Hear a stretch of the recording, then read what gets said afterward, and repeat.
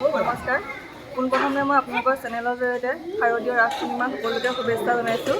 আমাৰ এই মাধৱপুৰ ৰাস 2014 চনৰ পৰাই অনুষ্ঠিত হৈ আছে। আজি আমাৰ আখৰা পূৰ্ণগতিৰ আখৰা হৈ আছে। মই ৰাসৰ আজি লক্ষী চৰিত্ৰৰ এটি সংলাপ আপোনালোকৰ চেনেলৰ যোগেদি ক'বলৈ লৈছোঁ। প্ৰভু বিশ্ব চৰাচৰৰ গৰাকী আপুনি, আপুনি বিশ্ব চৰাচৰৰ গৰাকী হৈ দুষ্ট দৈত্যগণৰ অত্যাচাৰৰ পৰা বসুমতীক উদ্ধাৰ কৰিব নোৱাৰাৰ কাৰণ কি থাকিব পাৰে? প্ৰভু বসুমতীক উদ্ধাৰৰ উপায় দিয়ক। আয়ৈ দেহি, কিয়নো ভাল নালাগিব এনে সুন্দৰ নাম। একেটা ঠাৰিতে ফুলা দুপাহ গোলাপ ফুলৰ নিচিনাকৈ আমাৰ বাচাহঁত ডাঙৰ হওক। ধন্যবাদ।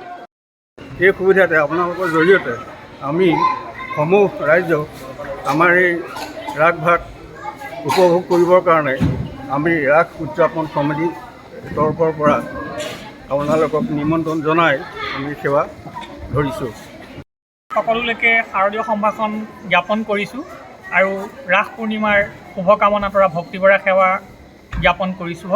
আমি সন্মিলিত জোনালী যুৱক সেৱা সংঘৰ মাধৱপুৰৰ উদ্যোগত আৰু সমূহ মাধৱপুৰবাসী ৰাইজৰ সৌজন্যত অহা 16 আৰু 17 নৱেম্বৰ শনি আৰু দেওবাৰে দুদিনীয়াকৈ ৰাস উদযাপন কৰিবলৈ আগবাঢ়িছোঁ।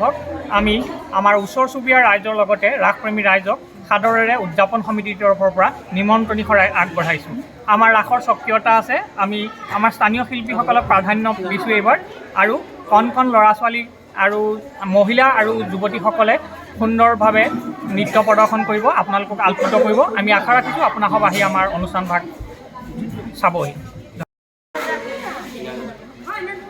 সকলোটি ৰাইজলৈ আমাৰ ফালৰ পৰা ৰাস পূৰ্ণিমাৰ আন্তৰিক শুভেচ্ছা জ্ঞাপন কৰিছোঁ।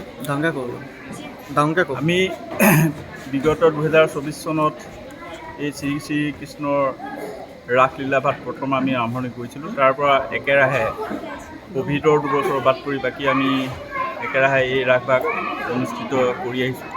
বৃহত্তৰ এই অঞ্চলৰ প্ৰায় 8-10খন গাঁও সামৰি তথা কণ কণ শিশুসকল আৰু শিল্পীসকলক সামৰি আমি এই ৰাস অনুষ্ঠানভাগ উদযাপন কৰোঁ।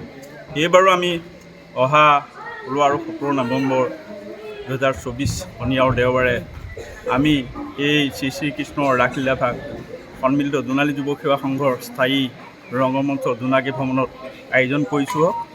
আমি সদৌতি সকলো ৰাইজলৈ সহায় সহযোগিতা আৰু উপস্থিতি কামনা কৰি এই অনুষ্ঠানটিৰ হৈ আমি আন্তৰিকতাৰে নিমন্ত্ৰণ জনাওঁ।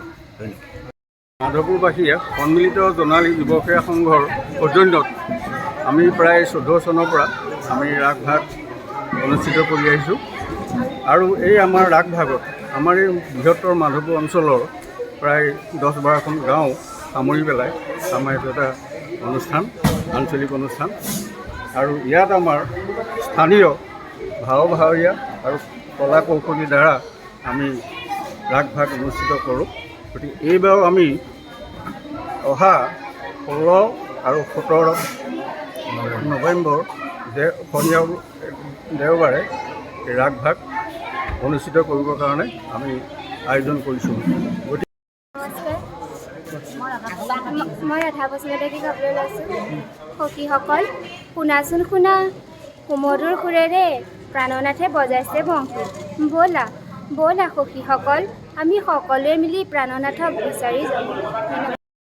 নমস্কাৰ, সকলোলৈকে ৰাস পূৰ্ণিমাৰ অশেষ শুভেচ্ছা থাকিলে। সকলোলৈকে সেৱা ভক্তিও জনাইছোঁ। আহক আমাৰ ৰাসখনি উপভোগ কৰক। আমাক নিমন্ত্ৰণ কৰি আনিছে আমাৰ ঘৰৰ নিচেই কাষতে। মই 12 বছৰ দিন শ্ৰী শ্ৰী কমলাবাৰী সত্ৰত আছিলোঁ, আৰু এতিয়া সেইবাবেই মোক মহাৰাস আৰু গোষ্ঠলীলাৰ দায়িত্বত দিছে। তেওঁলোকৰ প্ৰতিও মই অশেষ কষ্ট কৰিছোঁ ৰাসখন ভাল হোৱাৰ বাবে, আৰু সকলোকে নিমন্ত্ৰণো জনাইছোঁ যে আহক আমাৰ ৰাসখন চাই আমাক কৃতাৰ্থ কৰক। জুবিন গাৰ্গৰ গীতসমূহৰ ওপৰত আধাৰিত গানে কি আনে নামৰ এটা সুন্দৰ অনুষ্ঠান আপোনালোকৰ ওচৰলৈ আহি আছে অতি শীঘ্ৰে। অহা 15 আগষ্টৰ পৰা ধেমাজিৰ পৰা প্ৰথম অডিশ্যন আৰম্ভ হ'ব আৰু সেই অডিশ্যনৰ যোগেদি বিভিন্ন কণ্ঠশিল্পীসকলে যিসকলে এই অনুষ্ঠানত যোগদান কৰিব বিচাৰে তেওঁলোকে এই অডিশ্যনৰ যোগেদি আগবাঢ়ি আহক আৰু জুবিন গাৰ্গৰ বহুত ভাল লগা গান আমি সদায় শুনি আহোঁ আৰু আপোনালোকৰ যদি ভাল লগা গান থাকে জুবিন গাৰ্গৰ আপোনালোকে গাই ভাল পায় তেন্তে অডিশ্যনত যোগদান কৰক। মোৰ ফালৰ পৰা আন্তৰিক শুভকামনা থাকিল এই সম্পূৰ্ণ অনুষ্ঠানটোলৈ। ধন্যবাদ।